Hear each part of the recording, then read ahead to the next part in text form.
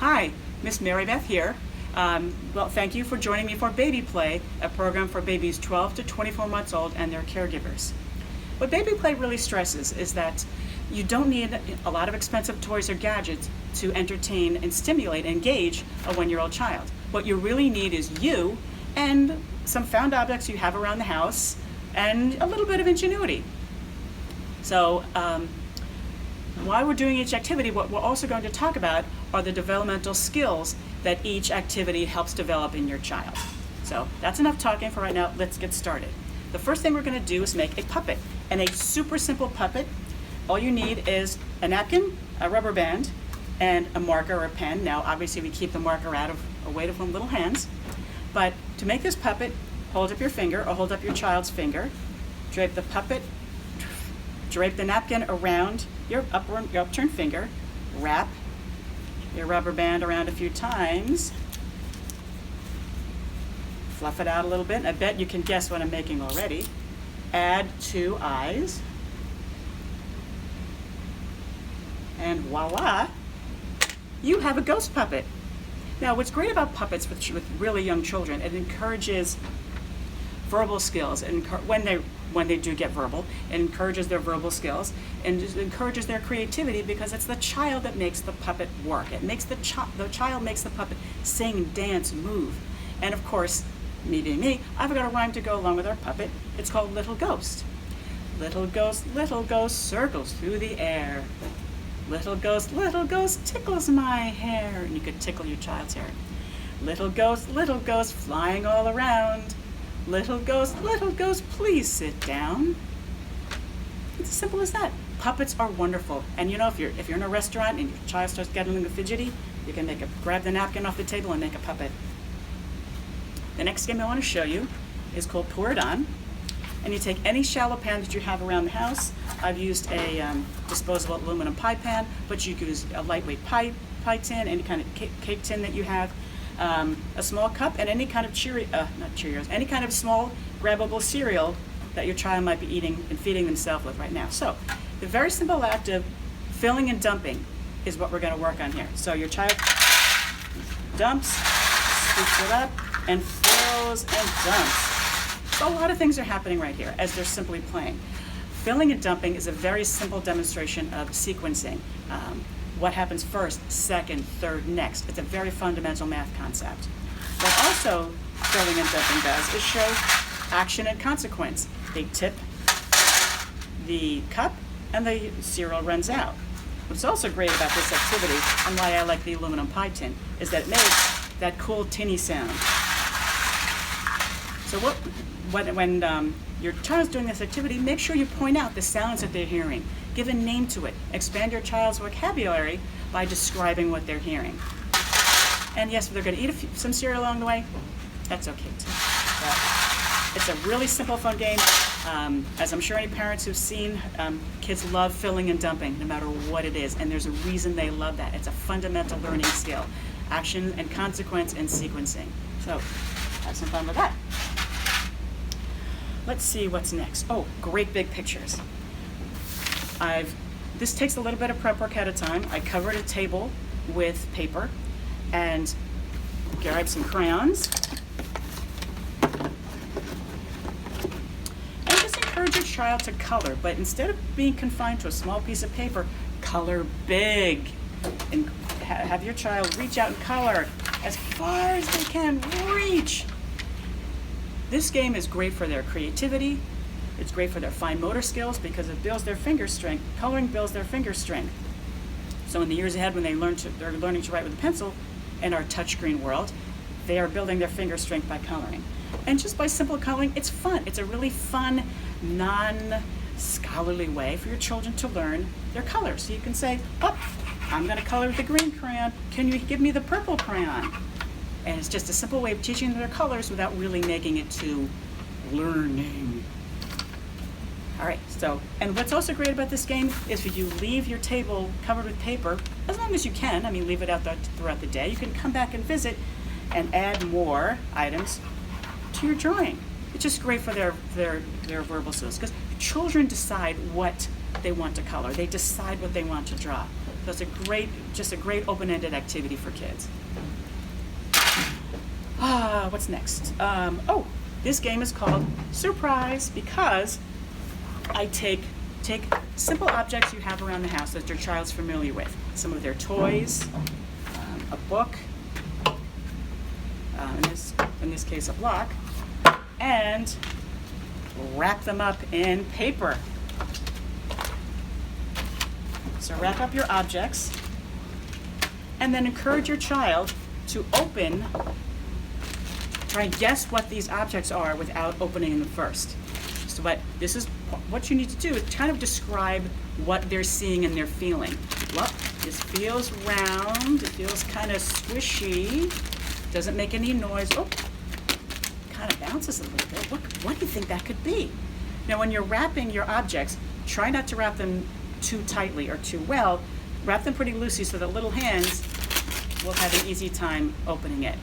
And what's great about this activity is that it's a coordination issue, holding the object and tearing it, problem solving. How do I open it? How do I get this paper off?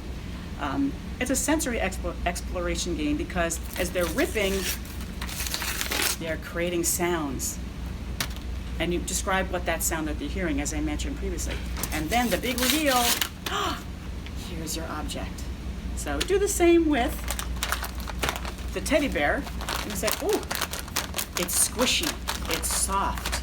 With the book, it's hard. It looks like a square. What do you think it could be? So once they open it, you give them kind of clues, and once they open it, they rip it off. Surprise! There's your game. So just wrap up common objects. All you need is wrapping paper and the items you already have around your house. The last game I want to talk about is called a box set. Now, take any shoebox you have around the house. Wait, I need one thing. Take any shoebox you have around the house, and a puzzle, like a box and a lid, is a very elemental puzzle for a baby to solve. There are really two steps here. The first step is kind of easy. Take the top off. But here's the harder challenge. How do you put the top back on? That's a little bit of a harder problem solve. It takes a little bit of coordination and understanding of shapes and sizes for the child to visually discern which is the way to put the lid on the box. And you can help them with this. By talking them through this, you can say, oh, turn it a little bit this way, turn it a little bit that way, till they figure it out and the top goes on. Very simple. Now, one of the things I like about baby play activities is that the activities can be extended as your child grows and develops. With a box, and one thing I like to do is introduce another object to it, that this creates an opportunity to describe spatial relationship words, like I'm going to put the crayon in the box and close it. So you can put the crayon next to the box. You introduce positional terms in a very obvious, concrete way. You can put the crayon under the box. So you're introducing concepts to kids in a very fun way through play. So hopefully when you're playing with all these games, there's all different skills that kids are learning while they play. So you never find yourself saying, oh, they're just playing. Because play is how children learn and explore their world. And while we're talking about boxes, because everybody knows, you buy your child a toy and they play with the box. But attached to this video, there is a link to a handout from an organization I really like. It's an online website called 0to3.org, and it's just what it sounds like. It has great ideas, research, the latest information on children for ages 0 to 3 years old.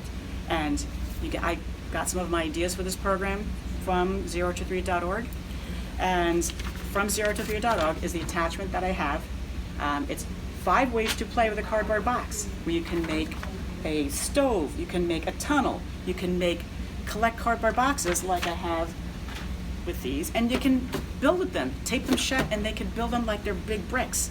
All types of fun you can have with cardboard boxes. The last one talks about making an oven where your child can cook along with you. So, take a look at the attachment. If you feel interested, go to 0to3.org.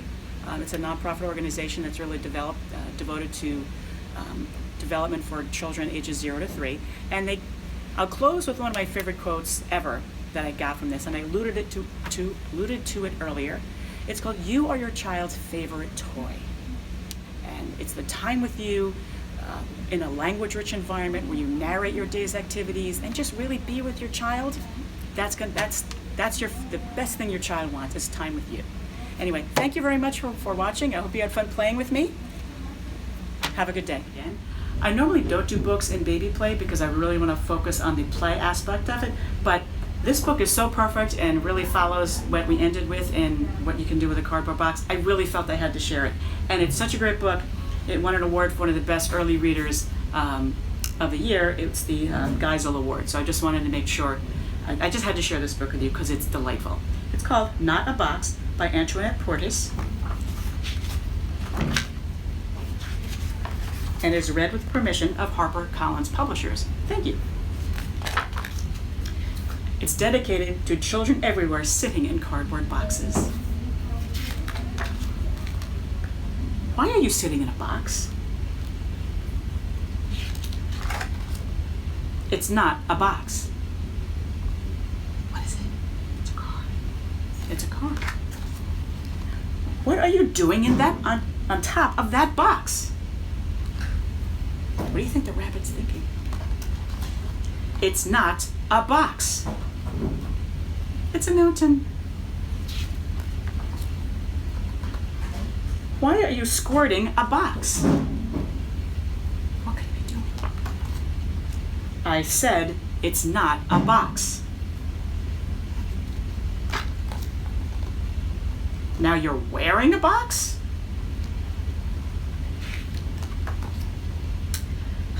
This is not a box.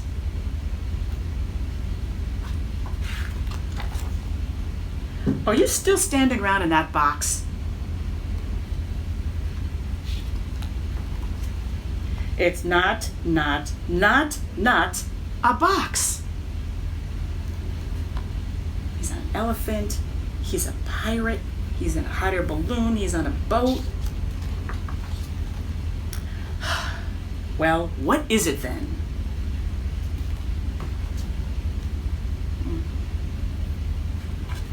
He's thinking.